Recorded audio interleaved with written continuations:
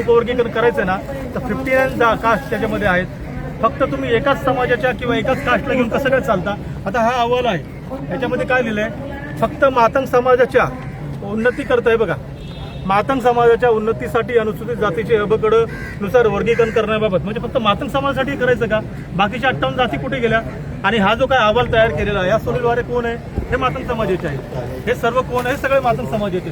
जी समिती बनवली फक्त एकाच समाजाचे सगळे लोक घेतलेले आहेत. मग 58 समाज जातीच्या लोकांना तुम्ही घ्या ना, समिती बनवा, ते लोक ठरवतील काय करायचं. आम्ही लोकशाहीच्या पुढे नाहीये.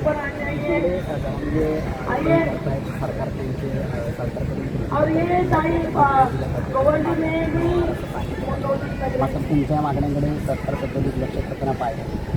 बघा, हे भारतीय जनता पार्टी आणि RSS त्या लोकांना मनुस्मृती या भारतामध्ये आणायचं आहे आणि मनुस्मृतीला जाळणारा आणि आजही विरोध जो करतोय तो या महाराष्ट्रामधला महार समाज आहे, बौद्ध समाज आहे,